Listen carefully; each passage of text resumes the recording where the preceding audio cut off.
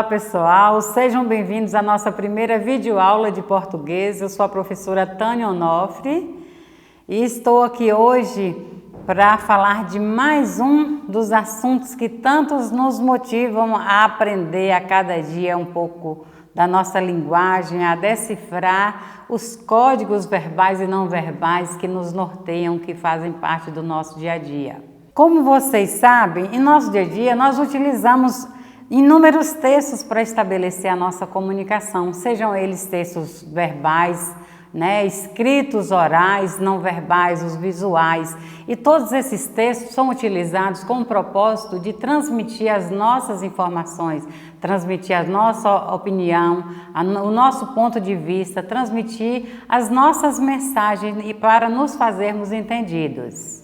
Aí vem as imagens das fotografias, jornais, etc. pelo ar. Como vocês percebem, vivemos rodeados de informações, transmitidas através de palavras, de imagens, Daí a importância de nós conhecermos um pouco sobre cada uma dessas modalidades de linguagem. Existem três tipos de textos, três gêneros textuais ou literários que permeiam a nossa vida, que são o épico, o lírico e o dramático. O gênero lírico, ele trata da poesia. A poesia é uma obra literária que tem a finalidade de expressar emotividade, Através da poesia, o autor ele transmite emoções, sentimentos, e enquanto o lírico, o gênero lírico, ele traz narrativas, tradições, textos narrados de antepassados. Então isso é que caracteriza o gênero lírico. Enquanto o gênero dramático são textos, como o próprio nome diz, são textos produzidos com a finalidade de serem dramatizados ou encenados. Hoje nós vamos falar de mais uma dessas modalidades, Nós já temos tantas, mas hoje nós vamos voltar para um gênero textual que é bem agradável de se trabalhar, que é o poema dramático. Mas, em primeiro lugar, o que é um poema? O poema é uma obra literária que faz parte da poesia. E essa poesia, esse poema, ele vem estruturado em versos, estrofes, e também ele pode ser apresentado em forma de prosa.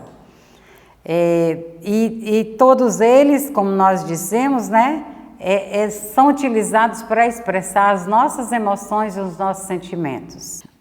O poema dramático, ele assemelha-se ao poema narrativo porque ele conta uma história, também conta uma história e é relativamente um poema longo. Geralmente ele mantém uma narrativa na qual o próprio narrador é o mesmo, é o personagem principal. E para ilustrar esse tema, hoje nós vamos falar desse poema supracitado, Morte e Vida Severina, esse clássico, que é muito estudado, é muito comentado nas universidades, pelos estudantes, dos cursos,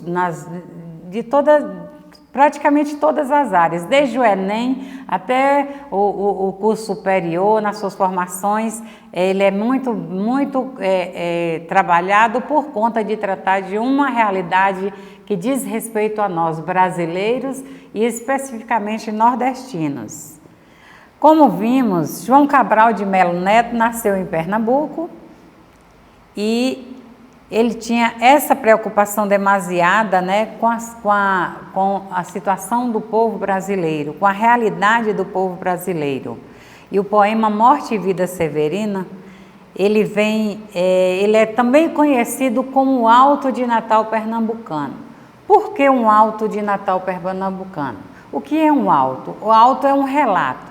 Por que Natal? Natal é uma palavra que pressupõe nascimento. E por que pernambucano? Porque esse alto seria o relato de um nascimento em relação à situação dele, ao contexto situacional, lá em Pernambuco, Por isso que Morte e Vida Severina é um poema conhecido também como Alto de Natal Pernambucano. E ele conta a história de Severino. Quem era Severino? Era um retirante nordestino que como nós sabemos, existem vários por aí, que vivem em condições subhumanas no Nordeste, na região Nordeste, e passa por grandes dificuldades. Aí nós começamos a entender esse questionamento de morte e vida severina. Por que João Cabral escolheu esse título para o texto? Morte e vida severina. O que é uma vida severina? Severina é uma palavra derivada de severo, de severa. E severo quer dizer o quê? Uma coisa difícil, uma coisa muito dura. Então, morte e vida difícil, morte e vida dura. Então, ele caracteriza, né, a vida difícil, a vida dura, como uma vida severina. E escolhe como o principal, o seu narrador, o Severino, que vem representando, né, os demais severinos que existem nessa mesma situação cotidiana. Esse poema conta a história de um retirante nordestino, Severino, na sua luta pela sobrevivência, na sua viagem rumo à grande cidade, que era Recife, em busca de melhores condições de vida. Severino saiu da Serra da Costela, que era a tua terra natal, em direção a Recife, que seria a cidade grande, na qual ele alimentava a esperança de ter dias melhores, de ter uma vida mais digna. E ao longo da sua viagem, ele ia acompanhando o curso do rio Capibaribe. E lá adiante ele vai percebendo que ao longo dessa viagem ele vai se deparando com a morte. Primeiro ele encontra com pessoas levando um defunto numa rede, ele questiona, ele pergunta. Lá mais adiante ele chega numa cidade, ele procura um emprego para uma rezadeira e ela fala que lá só tem emprego relacionados à morte, que seria o coveiro, ou como ela, uma rezadeira que não tinha oportunidades. Então, ele vai deparando com essas situações de morte. Lá adiante ele encontra com outras situações de fome, de miséria. E ao mesmo tempo que ele vai deparando com essas situações, ele vai acompanhando o curso do rio Capibaribe, que também vai morrendo, ele vai definhando, a seca vai matando esses rios aos poucos. Até que ele chega no mar, perto de Recife. Aí ele vai para o mangue. Quando ele chega lá, ele já está tão angustiado, ele já está tão assim desencantado da vida, que ele chega numa ponte e ele pensa: eu vou pular para a ponte da morte. Ou seja, ele pensa na ideia de suicídio, que ele veio vendo tantas tragédias ao longo da sua viagem, que ele chega lá sem esperança de encontrar aquela vida que ele queria. Nós podemos ver que o título do poema é uma inversão, morte e vida severina. Por que não a vida primeiro, se a vida vem em primeiro lugar e depois a morte? Morte e vida severina, por que essa inversão? Por que o autor colocou isso aqui? Justamente porque para ele chegar à vida, ele teve que passar por várias situações da morte. O nordestino é assim, para ele conquistar a sua vida, ele tem que desafiar a morte no seu dia a dia. São muitas situações, é a fome, é a seca, é a miséria, é a falta de condições, né, de sobrevivência que são precárias. Então, para ele chegar a essa vida que ele tanto almeja, ele precisa desafiar cotidianamente, diariamente, essa situação de morte. Por isso que o poema, ele vem nesse trocadilho, né? Morte e vida, que no curso natural seria a vida, depois a morte. No poema em estudo, Severino ele vem representar todos os severinos que existem, né? Especialmente nessa região Nordeste. Os severinos que vivem em condições subhumanas, todos muito sofridos e lutam contra a morte todos os dias e que alimentam sempre a esperança de viver dias melhores, com mais dignidade. Nesse final do poema, quem se atentar até o final vai perceber, né, que nessa angústia, no desencanto de Severino com a sua vida, com a esperança de ter vida melhor, ele pensa em pular da ponte, né? Ele pular para a morte, ele suicidar. Só que nesse meio tempo ele se depara com um carpinteiro, José, e esse carpinteiro vem falar também das suas mazelas na vida, das suas dificuldades. E enquanto eles estão ali, um desabafando com o outro, falando dessa situação da vida de cada um, aparece uma senhora e chama seu José. Seu José, enquanto o senhor está aí proseando, o seu filho acaba de saltar para a ponte da vida. Ou seja, Severino estava cogitando a ponte da morte. De repente chegou uma mulher usando esse trocadilho, falando: o seu filho acaba de pular para a ponte da vida, o seu filho acaba de nascer. E foi nesse momento que Severino trouxe, brotou dentro dele uma alegria, uma esperança, né?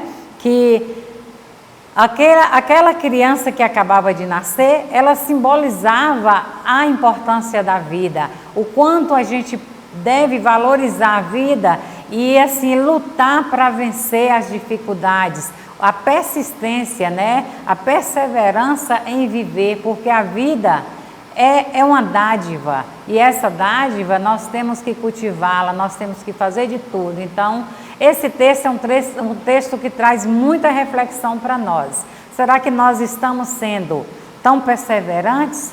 Nós estamos lutando diariamente contra os obstáculos, contra as dificuldades, ou nós estamos nos deixando vencer pelo primeiro obstáculo que transpõe o nosso caminho? Na sequência, vamos assistir ao resumo deste poema em forma de animação, para você entender melhor a ideia dos tantos severinos que existem ao nosso redor e as suas lutas diárias pela sobrevivência e por uma vida mais digna e melhor.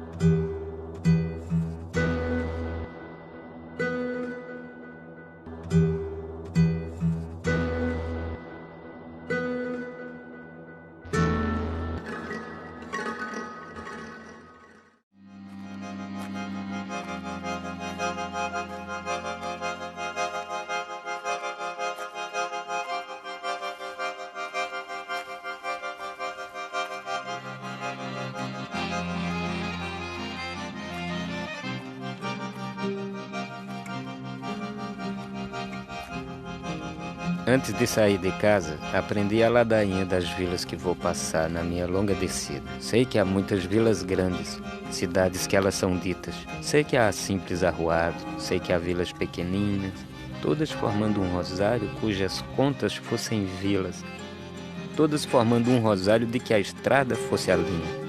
Devo rezar tal rosário até o mar onde termina, saltando de conta em conta, passando de vila em vila.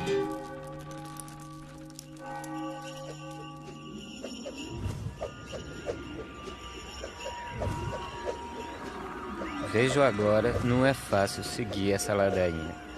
Entre uma conta e outra conta, entre uma e outra Ave Maria, há certas paragens brancas, de planta e bicho vazias, vazia até de donos, e onde o pé se descaminha. Não desejo emaranhar o fio de minha linha, nem que se enrede no pelo hirsuto desta caatinga. Pensei que seguindo o rio eu jamais me perderia. Ele é o caminho mais certo, de todos o melhor guia. Mas como segui-lo agora, que interrompeu a descida? Vejo que o Capibaribe, como os rios lá de cima, é tão pobre que nem sempre pode cumprir sua sina. E no verão também corta com pernas que não caminham.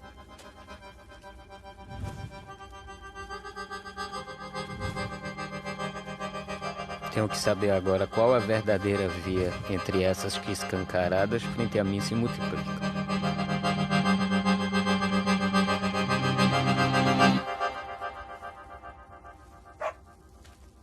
Mas não vejo almas aqui, nem almas mortas nem vivas. Ouço somente à distância o que parece cantoria. Será novena de santo? Será algum mês de Maria? Quem sabe até uma festa ou uma dança não seria? Finado Severino, quando passares em Jordão e os demônios te atalharem, perguntando o que é que levas, dize que levas ceras, capuz e cordão, mais a Virgem da Conceição. Finado Severino, quando passares em Jordão e os demônios te atalharem, perguntando o que é que levas, dize que levas somente coisas de não, fome, sede e privação. Finado Severino, quando passares em Jordão e os demônios te atalharem, perguntando o que é que levas, dize que coisas de não, ocas, leves, como o caixão que ainda deves. Uma excelência, dizendo que a hora é hora, ajunta os carregadores que o corpo quer ir embora. Duas excelências, dizendo que é a hora da plantação, ajunta os carregadores que a terra vai colher a mão. Finado Severino, quando passares em Jordão e os demônios te atalharem, perguntando o que é que levas, dize que levas ceras.